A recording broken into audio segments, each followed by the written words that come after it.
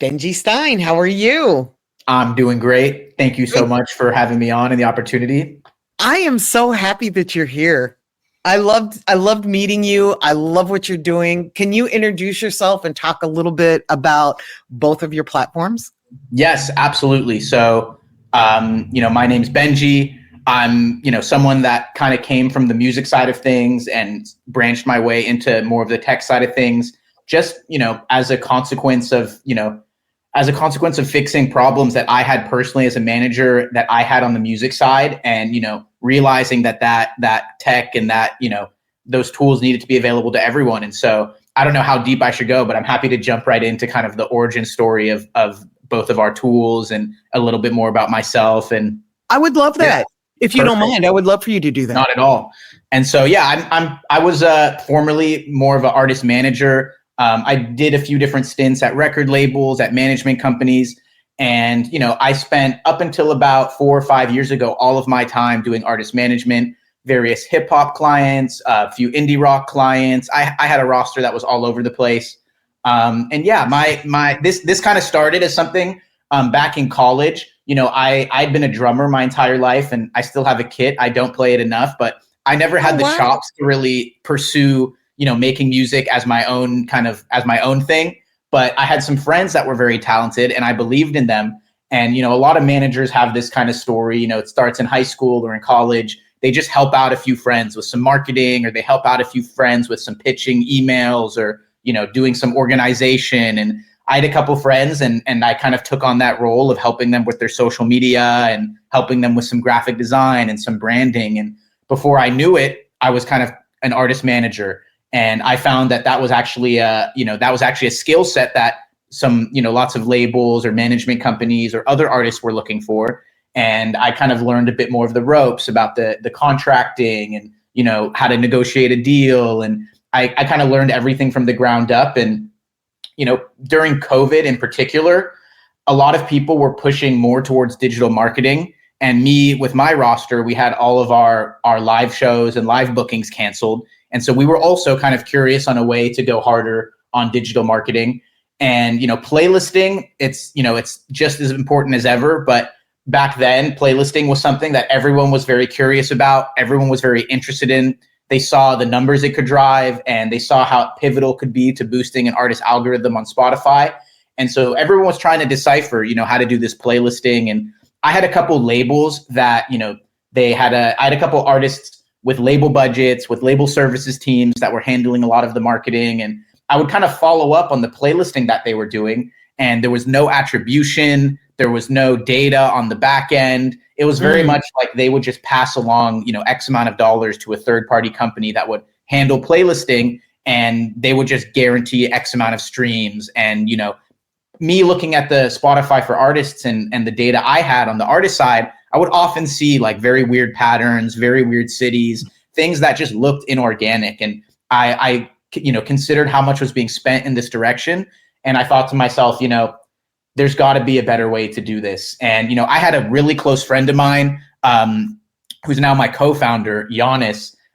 He was running one of a very prestigious booking agency out in Europe, and mostly working with techno and electronic artists, a genre where playlisting is pivotal. And, he also had a lot of management clients who were also, just as a consequence of doing the booking for them, they also ended up, working out management relationships. And he had a similar problem. And we kind of put our heads together and we got creative, and we were like, what if we try do some of this playlisting ourselves? And it started out just with, our individual teams kind of doing the manual research, digging through Spotify, looking for relevant playlists, trying to find the contact of the curators who own them, and, building out like a spreadsheet. And from this spreadsheet, we would try build relationships with these curators and kind of develop, people that we could depend on when a new release was coming out. They could add that song to their playlist, the same week that it released, and help build up some of that steam and some of that hype and get that algorithmic hype going as well. And so we had really great results. And we were like, what if we take this one step further and we try and automate the hunting process? And that's what we did. It started out just as a tool that was on our computers. I gave it out to a whole bunch of kind of, music industry professionals and friends of mine that were working at labels, mostly to get feedback and see, you know, if this was effective outside of just our bubbles. And it was. The overwhelming feedback we got was, this is really revolutionary. It's crazy. This wasn't done before. And you guys should make this available online to any artist or any manager who wants to use it. And, you know, that was 4 years ago now. And you know, Playlist Supply is a thriving platform where anyone can kind of go on and, you know, deeply search playlists, the data about playlists. And, you know, since that initial kind of goal of just allowing artists to aggregate all of the playlists and their curator contact information, we've now tacked on a lot of other goals. You know, the environment's changed. And so we've built in features for, you know, checking a playlist's health and making sure it's not botted. We've added features for analyzing the follower chart history. So you can see if there's weird spikes in following. You know, that's something that I, as a manager, would only see on the back end at the end of a campaign. And it was already too late at that point. It's too late, so now, yeah. Exactly. So now you can kind of do that ahead of time. You can go into Playlist Supply and have like a comprehensive all-in-one playlisting tool that gives you everything you need as an artist to kind of have the power in your hands and do the work yourself and, you know, build your own campaign instead of depending on these third parties that oftentimes they charge a lot. They require a big budget just as a minimum or to get started. And because of that, they're incentivized to deliver streams and deliver results, which oftentimes leads to, you know, you're paying this large amount of money, and you can also almost be assured that in order for them to make sure you're happy, they're going to use bots or fake streams. And so Playlist Supply takes a different angle. It's a tool that allows you to run your own campaign, do your own research, make sure you're reaching out to organic playlists. We've got another really cool feature that just targets discovered on playlists. So you type in an artist, you're like Blade or any artist, you know, that's one that I've been listening to a lot recently. You're going to get all of the playlists that show up on the front of their profile. And those are playlists that have, you know, been indicated by Spotify's algorithm to have more discovery, to be more organic. And yeah, that's kind of the arc and how Playlist Supply came to be. And it was really just, you know, first a problem that I had and that my team had and that we wanted to fix. And yeah, Booking Agent IO is, sorry, go ahead. I was let me just stay on Playlist for a minute and then we'll go to the booking platform, if that's okay with you. One of the great things that I found about it was that I could research the artists that were similar in sound to the artists that I work with. So kind of their competition, although it's not really competition, right? Because there's enough people to listen to all music. But it was really helpful, especially for some of the smaller artists, to be able to go in and find the playlist that they were on and then go and I love how you taught me to figure out, you know, to go into the dashboard and figure out like which ones are the more legitimate playlists so that then we could go and target those people directly for our artists. I already knew they played similar type music because I'm looking at the competition, but I also was able to go in and see, okay, are these botted? Because we don't do bots at my company. We don't want to fuck up the algorithm. We want to keep it as organic and real and authentic as possible because we're really trying to build careers. We're trying to put our artists out on tour to make money and we're trying to sell merch. So it's more than just streaming for us. We don't care about the vanity metrics, the numbers. So I love that I'm able to do that with your site. It's incredible. Awesome. Yeah, thank you. And yeah, I you're spot on. The similar artist thing, I'm glad you mentioned that. So when you log into the tool, you're going to get the option to search for, you know, playlists.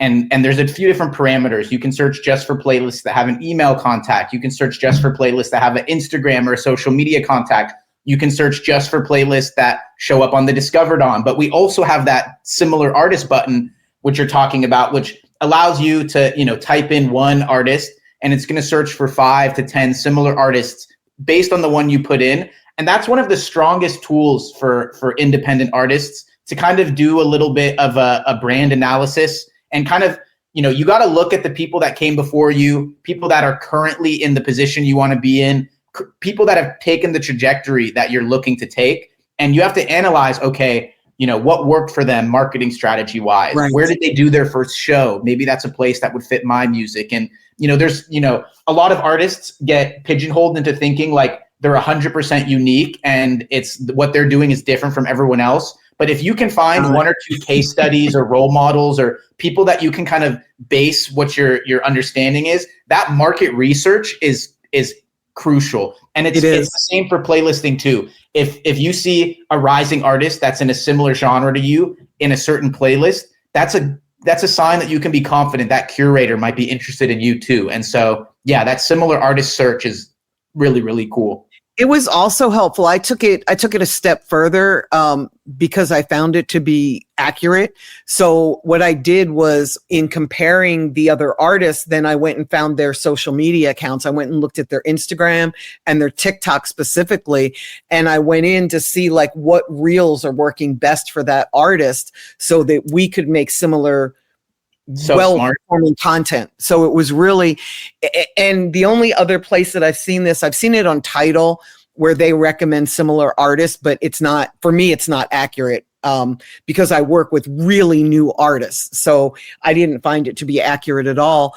And then of course, Spotify does it when you've got enough traction, they'll tell you artists that are similar, but I also don't find their algorithm to be accurate in that respect.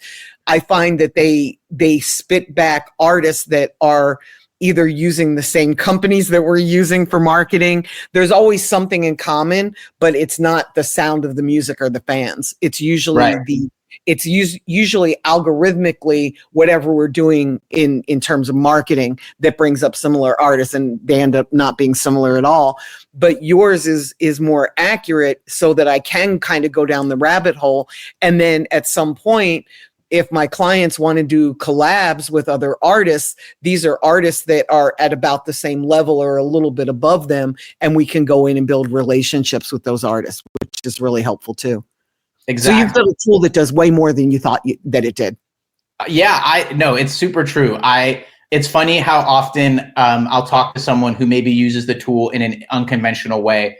Like with Playlist Supply, there's a whole spectrum. Artists sometimes want to sign up and just, manually reach out one at a time. Other artists, we have an export feature and they want to log in and export 100 playlists and mass outreach, or build it into an email automation software so they can automate follow-ups. So they can automate it. Mm-hmm, they want to get real intricate with it. I've had A&Rs who will come in and they'll look up, playlists in trending cities or playlists surrounding a new trending artist. And they'll look at those playlists and they'll see, okay, this artist that everyone's, there's like a label signing war over is in these playlists. Let's see who else is in these playlists, because this curator's taste might be tuned in to what's rising. Right. Exactly. Oh, that's brilliant. I never thought about that. I love that. Yeah, it's like a data tool, and so you got to approach it from that kind of sense. And so there's a lot of different use cases. There's a lot of ways to use it outside the box, and I the similar artist search is really powerful. And, I really encourage artists who are using it to try and think of outside the box things. Like if you go in there and you just type in a genre search, especially in certain genres, it's very saturated. People might have reached out to all those top following playlists. I also encourage people, reach out to smaller playlists that maybe you found with a similar artist search. They might not have the biggest following, but that doesn't matter algorithmically. If you get added to 5 third-party playlists in your first week, regardless of the followers that those playlists have, that's going to boost your algorithm, make it more likely that you get pushed into a Discover Weekly, and, kind of increase the likelihood of that snowball effect. And so, yeah, super on point. I love that. That's brilliant. Can you talk about the booking platform? Yeah. Absolutely. So Booking Agent IO is our latest tool. It's a very similar philosophy. It's another data-driven tool. This time it's a little bit enhanced with AI, but it's basically a search engine for venues and talent buyer contact information. It's like, we tried to take, we had a similar problem. This was my co-founder on the booking side, a problem he encountered a lot in a situation where, kind of on the boutique booking agency side, and me as a manager as well, there's a category of artists who, they've already done their diligence doing digital marketing. Maybe they, did Playlist Supply, did their digital marketing, got playlisted. They've got their first, core fans, and they're ready to book that first show. But because they don't have any past show or touring history, no booking agent is willing to take a risk on them. And, in the industry nowadays is very dependent on metrics, on Instagram following and how many monthly listeners you have. And there might be someone who is ready to start gigging, but just because they don't have the metrics all summed up, a booking agent might not be ready to take a risk on them. And so this tool is basically built to make it so that any artist, any manager can kind of book their own show, book their own tour. It's basically a map interface, and you type in an artist similar to your client, similar to the music you make. It's based on similar artists. We also just added last week a new feature that lets you search by genre and by city, which is really cool. That was something a lot of people requested, but you search by genre, by city, by similar artists, and it's going to populate the map with all of the venues from, say you looked for an artist, you're going to get all the past tour history and all the future tour history. Say you looked by city or genre, you're going to get all of the venues that accommodate that particular genre in that city.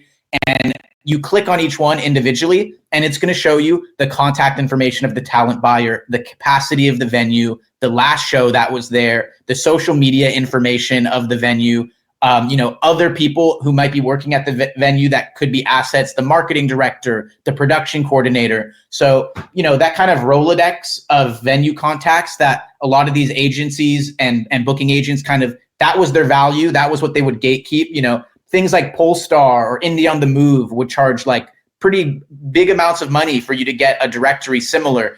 And oftentimes it wouldn't be updated. Now you have a real-time search engine, Booking Agent IO, which lets you find venues in real time and find the current talent buyer in real time. And so, this is for a different category of artists who are ready to book a show, who might be a little bit more established, but it's just another problem that a lot of artists, a lot of managers, a lot of smaller agents had that, now instead of digging through LinkedIn, digging through, different websites and trying to find that specific person who's the right contact, you can look at it on a map. You can plan based on the region. You can have routing a little bit more informatively planned, and you can basically, plan your own tour or book your own first show just by going onto Booking Agent IO, running a few searches and doing a little bit of outreach.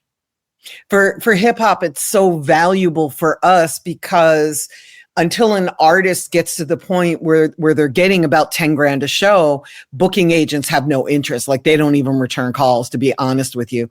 So the artist has to book, their team has to book their own early shows, and exactly. Even if they're doing free shows, it gives access to the people that are making the buying decisions for talent, yep. Which is incredible.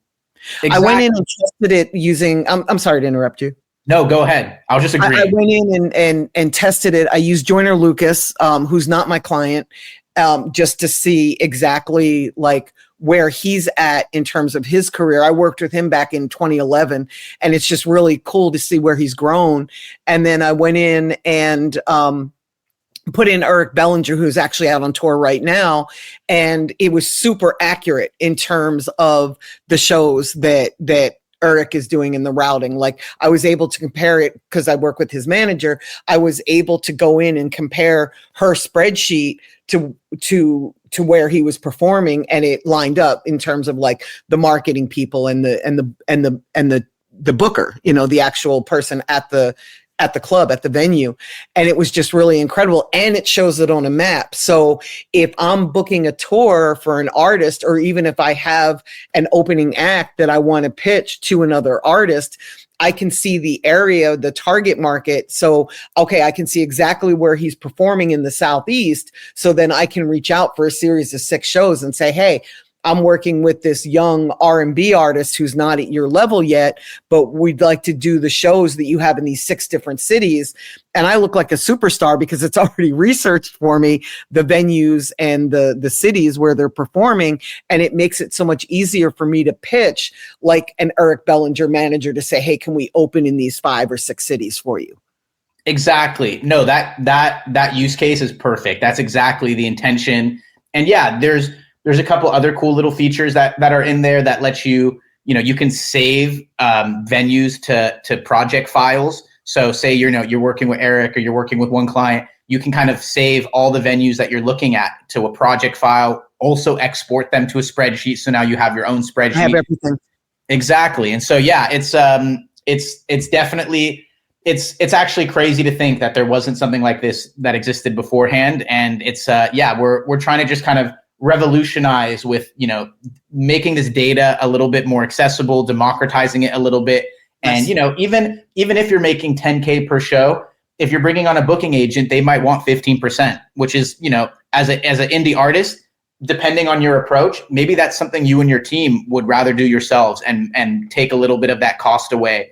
And of course, at the right level and for the right people, booking agents are endlessly valuable. But it's very underrated how easy it is to kind of book your own shows, book your own tours, reach out for opening spots, collaborate with other groups who might be at the same venue. And yeah, it's this tool is just made to make things a little bit more accessible and, make finding talent buyers at the right venues very, very easy. I love it. I love it. So I'm going to take a step back and ask you about your start in management, because I know that is where you began. When you were managing artists, what was the most difficult part of your job? That's a good question. I think I think what the most difficult part of management is just the being able to adapt. You have to be very adaptable. You have to be very flexible. There's new problems that arise all the time that might not be something you faced before, especially if you're working with a client in kind of a new space or a new genre or who's reaching new heights. You might be, dealing with, different capacities. And, it's, I would say the most difficult thing is kind of having to take on a new role almost every day, depending on what problems come up, on what stuff needs to get addressed. And yeah, it kind of forces you to while you want to develop a routine typically with any kind of work where you kind of feel comfortable going in, knowing what to expect. Management is very much something where you're often dealing with the unexpected and you're forced to think on your feet. And so that's something that, I think was very difficult, but also forced me to be more creative, to think more critically, and, just be a little bit more open and to a solution oriented mindset and a growth mindset. Just with the accessibility of the internet and with technologies these days, both of these of the tools, Playlist Supply and Booking Agent IO, they came from a space of where I had a problem and I was like, you know what? Instead of just like leaving this up to the labels or leaving this up to a marketing agency, I'm going to just do some research and I'm going to try figure it out. And that's very much like a thing you have to be comfortable doing as a manager. You can't just, let things slide. Sometimes it requires digging into a rabbit hole, doing a ton of research, making a few phone calls and figuring out, okay, what are my options here, as opposed to like just accepting what might be a default option. Right. Do you still manage? I have a couple clients, more like developing kind of situations. Oh, that's fun. I've almost completely pivoted though into the music tech space, just with seeing how many people I can impact with Playlist Supply and with Booking Agent IO. I felt like with management, it's gotten more and more difficult in management, especially to kind of make a big impact. It's also very difficult for unless you're managing artists that are like really, really superstars for it to be affordable. You have to have like a whole roster of clients. And yeah, I just found in the music tech space, I talk to artists every day now, and I sometimes feel like I'm managing like 1,000 people instead of just like 5, because I'm always talking to, exactly. I'm always talking to artists. Giving advice. Yeah. Mm-hmm. I'm always giving advice. And I found that with Playlist Supply and with Booking Agent IO, I'm just able to like make a greater impact in many more artists' kind of careers. And that was kind of my goal when I started out. I was just trying to make an impact in a few artists' careers. They might have just been my friends, but I've seen that indie artists in general are kind of a underserved market and underrepresented. They're very much the people that, until you have that hit single, nobody thinks about you. Correct. And there's a lot of accessibility and stuff needed to get those artists to the place where they can have that, that hit single or, that breakthrough moment. I love that. I would like to shift a little bit, if you don't mind, and get a little personal. When I was coming up, nobody ever talked about like how to balance life, and I became like the most vicious workaholic ever. So if you don't mind, I'd love to ask you, like, how do you balance your life, or do you balance your life? Do you find you're able to have a personal life with a work life? Yeah, absolutely. I think balance is like extremely important. I definitely feel like I am able to have a personal life and a work life. And I think it really comes down to having, to figuring out what the healthy boundaries are for yourself and making sure that you kind of stick to them to some capacity. Of course, in management, in business, in any extent, there's going to be times where, you have to pick up the phone, even if it's the weekend, even if it's the middle of the night. And that those situations are unavoidable, but you have to factor in on the day-to-day, on the vast majority of days when there aren't those kind of phone calls, aren't emergency situations, how to what extent are you giving it your all, and then to what extent are you recharging? And so, I strategies for me that work. I work out every morning. That's something that just like helps me feel like, that's my time before I check my emails, before I check anything. I prioritize myself in that hour or two in the morning where I'm able to, hit the gym, take a walk, get my steps in, whatever it is. And that, I can feel it on days when I don't make it, when maybe something emergency comes up or there's a lot of extra work to get done. I feel it during the day when I don't have that kind of personal time to, even if it's music, I'm even if I'm blasting some new metal in my headphones and I'm having a really intense workout, there's still a element of self-reflection that goes on there, and it's kind of like a time of mental peace, and that makes the hecticness all that more bearable. And yeah, I think just as much as it's a challenge for people to be like, okay, I'm going to work this extra long amount of hours, I'm going to work this tour, I'm going to work this campaign, whatever it is, maybe you're about to jump onto a 14-hour stint of work. And that will be challenging. You also have to challenge yourself in the other direction and challenge yourself. Okay, maybe I had a really hardcore week. This weekend, I'm going to not sign up for anything, and I'm going to make sure that I have time to, breathe, maybe prioritize some self-care, some stuff like that. And so, yeah, balance is important. And, if you really want to work at your highest capacity, it's essential. Like, you're going to have to figure out things that work for you. Otherwise, you're just going to burn out, and then everyone loses. Yes, exactly.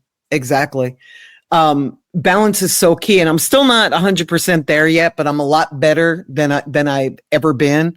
Me neither. I've learned to take vacations, but I've learned to actually vacation on vacations. What a concept. Mm-hmm. Because for the first 10 or 15 years of my career, I would go on vacation because I heard that's what you're supposed to do.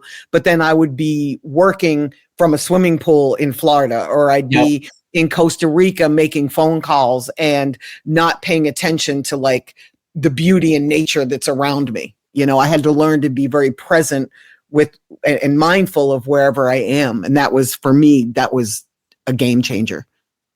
Exactly. Yeah. That mindfulness and that being present, it's I feel like it's one thing to do that at work, but it's a whole different skill to learn to do that outside of work. And it's definitely crucial. And skill. Yes. I find that sometimes after taking some dedicated time off, that's often when you might have like the best breakthrough ideas, or you have, when you come back to your work situation, or you come back to whatever you were planning or working on, sometimes that break gave you the capacity to then push forward even more so. And so, it's you got to think of it all as like all working together kind of thing. It does.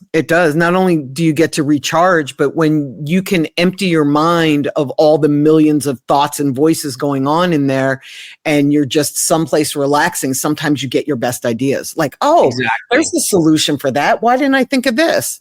And it just comes to you. Exactly. And you might not have thought of it just because you had some compounding pressure. Too much going on. Exactly. Too much going on. I love that. Are there any books or courses that you've taken over your career, whether it's work related or personal, that have really helped you?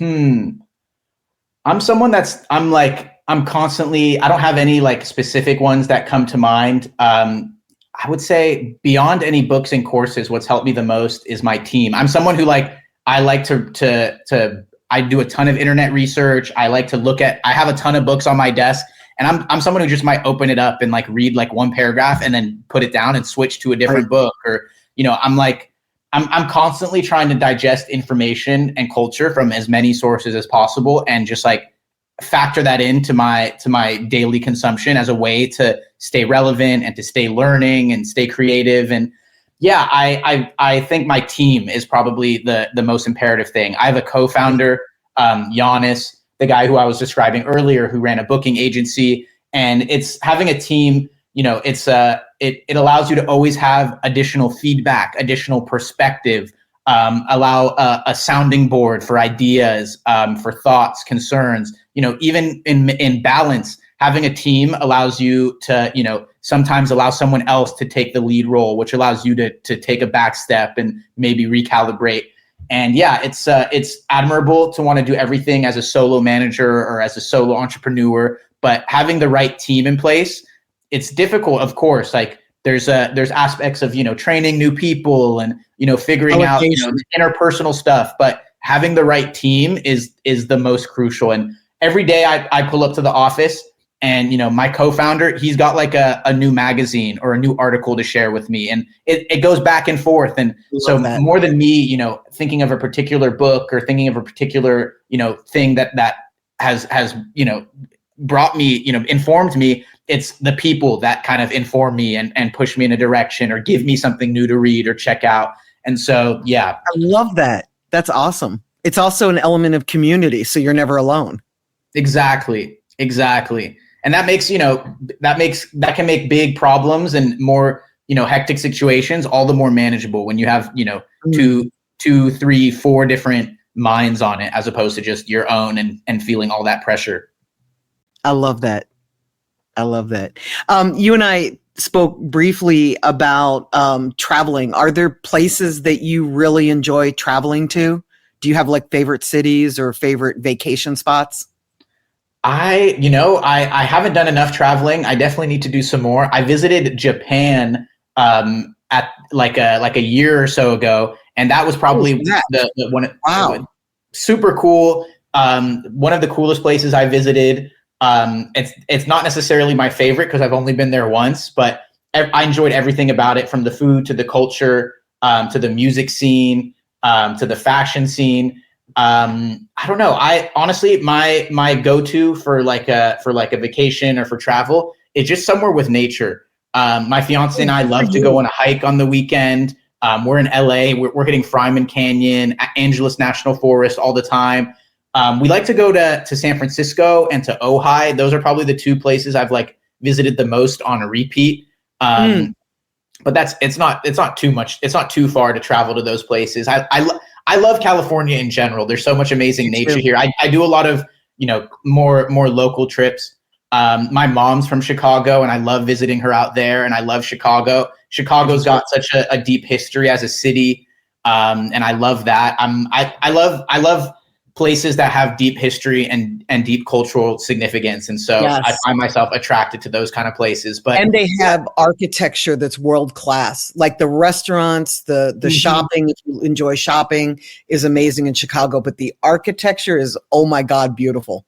Oh yeah. I love all the cast iron facades, and I love architecture too. So when I go there and I'm looking at like, the old, I'm blanking on the name, but like the Tiffany Tower, and they have the Tiffany Dome, and they've got that. I'm totally blanking on the name now, but there's one of the first malls that was ever in the US is in one of those buildings. I'm totally blanking on it now. You know that. That's interesting. Wow. I feel I feel bad. I'm blanking on the name, but it's I think they eventually became Macy's or something. That's cool. But yeah, all the architecture out there is incredible. It's incredible. Yeah, I love everywhere. Right. I love finding new places and just seeing like how other people live and what they do and what their culture is. it's been a lot of fun for me. And Exactly. that's a recent passion, because I traveled when I was young a little bit, but I didn't really start traveling until 4 or 5 years ago, when I realized that I kind of had no life. All I did was work. So I started going to Europe, to Africa. I haven't been to Asia yet. I'm going to Thailand in November. I'm pretty excited about it. That's going to be incredible. Yeah. Super excited. I keep trying to get to China, and every time I put a trip on the books, somebody passes away. Like, first it was my father passed away and I couldn't go. Then it was my grandmother. Then it was my mother. I feel like every time I plan a trip to like Beijing or Shanghai, somebody dies. So I'm like, okay, I'll go to Thailand instead. That's unfortunate, but I've heard amazing things. I have a friend of mine who works more in the fashion side of things. And he spends a lot of time in China, just because the manufacturing has become so, their manufacturing has become so imperative to the whole US and global fashion world. And he's always raving about it. He says how incredible it is. And Thailand's also a place that's on my bucket list. And traveling, like you said, it can be a passion in itself, just going, exploring. And I think it's important to explore and culture yourself, learn about as much as possible, and all of that informs your work too. You know what I mean? It all comes around full circle. So it's productive in some ways, in a work sense too. It is. And I think we're really lucky that we live during a time, an era where if we want to become digital nomads, we can. I certainly, when I started my company, I couldn't have gone overseas for 3 weeks. I could not have left my company for 3 weeks. I physically couldn't have done it, but I wouldn't have wanted to either. But now I can. Like you said, I'm very dependent on my team. My team is amazing, and they can hold it down while I move around. But how amazing that we can still keep in touch conveniently. And if we want to be in Paris and get some work done, we can, or wherever. Yeah. No, that's a blessing, and that's how you want to build it out, I feel like. Yes. Do I remember that you were born and raised on the West Coast? Yes, I'm born and raised in Los Angeles, in the Valley. I'm a Valley boy through and through, and I'm still here. That's amazing. See if I ever make it out. I love that. That's really cool. I know a lot of people that are on the West Coast, but not a lot of people from the West Coast.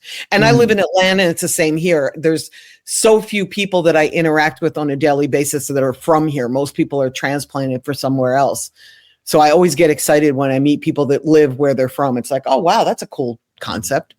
Yeah, no, I grew up in Van Nuys, Sherman Oaks area, and it's actually really interesting as I kind of grew up and kind of ventured deeper into the music industry side of things. It's very funny how you might be driving down Ventura and there's like a whole bunch of ambiguous buildings, but then you come there 10 years later as a music manager, and now you're walking into Dr. Dre's studio, and it's like a place that looked like some ambiguous building, and it's like, oh no, actually, like Prince recorded here, and this studio's been around for like your entire, like for longer than you've been around. And but you didn't know that, you didn't know it was there. Yeah, exactly. LA's a place where it might not, it doesn't always appear so from walking on the sidewalk, but there's a lot of history and there's a lot of culture, and there's a lot of, especially in the Valley around Hollywood and around entertainment. And I'm currently in Studio City area, and we're right by Laurel Canyon, and just Laurel Canyon as like a street and like a boulevard going over the mountain has such a significant history in music, all the different artists that have lived there and all the different houses that were converted into studios for iconic albums. And it's, there's a lot of a context I would have never guessed that I didn't realize until I got a bit older, but it's a very interesting city. There's something really cool and beautiful about it. At the same time, it's like a dystopic nightmare. Right. But I love it.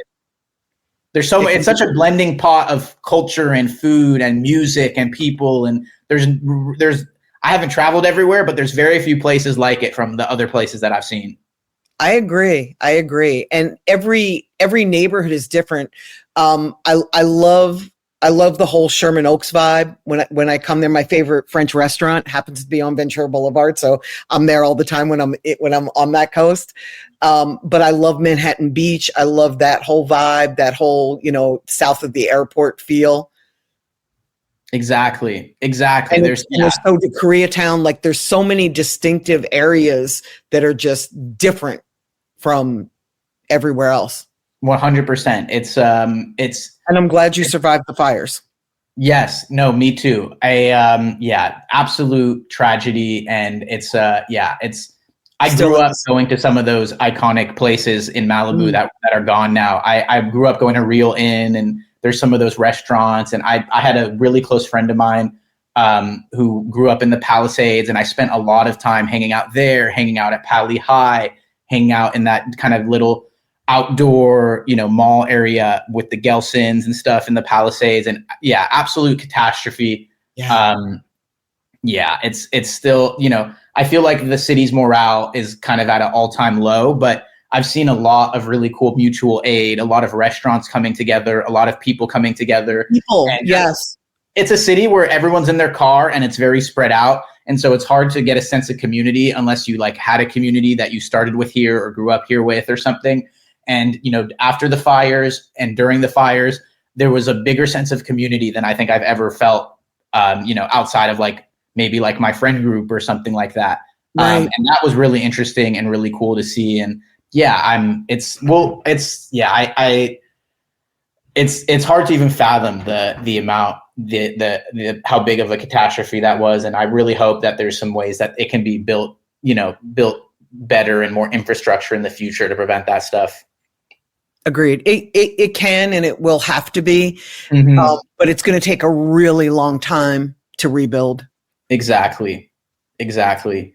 Yeah. But I saw The Best in Humanity come out during that time, and that was kind of reassuring. I was in New York during 9/11, so I saw it there too. I saw the worst and the best that come out at the same time. There was the price gouging and all the bullshit that goes along with it. Yeah. But I saw so many people step up and help other people, especially in the entertainment communities, music, film. People really came together. It was amazing. Yeah, no, I totally agree. And seeing the Music Cares movement and right? that organization and all the spreadsheets, I'm sure you saw the same ones I saw. Exactly. It was all the people that need help. Okay, great. Let's just pick somebody and step in and help them. Exactly. That stuff was all really inspiring. And it's, I feel like in entertainment, and especially in a city like LA, it's very easy for people to feel or to be very isolationist kind of, and separated, and everyone to feel like they're in their own lane. But in the weeks after that, it was the sense of community and people just checking in with each other. And I know a lot of people on the music side of things that were just looking for ways to be there. And that was really inspiring. Extremely. The Best in Humanity came out. You're totally right. Yeah, exactly. It was incredible. Yeah. Is there anything that I didn't ask you that I should have? I can't think of anything off the top.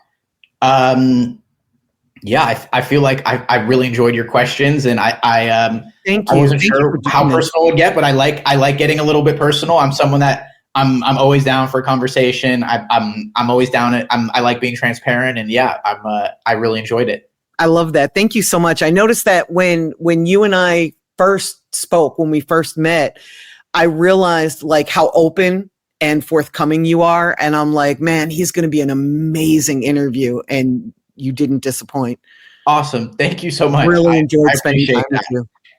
Awesome. And if anyone who's listening or any of your viewers or fans want to try Playlist Supply or want to try Booking Agent IO, our team is super accessible. If you reach out to us on Instagram or on any of the social media platforms via DM, it's probably going to be me responding. If not, it's going to be someone from my team. And we're super down to, set up a call, show you how it works, dig in a little bit deeper, develop some strategies, that might work specifically for you. And my goal is to, empower artists with data and make these tools as accessible as possible. So I'm here if anyone wants to reach out, anyone wants to try either Playlist Supply or Booking Agent IO. I love that. I'm going to put the links down below too, so that folks can find very easily all your socials and the websites, both of them. Perfect. Thank you. Thank you again for doing this. Absolutely. I appreciate the opportunity.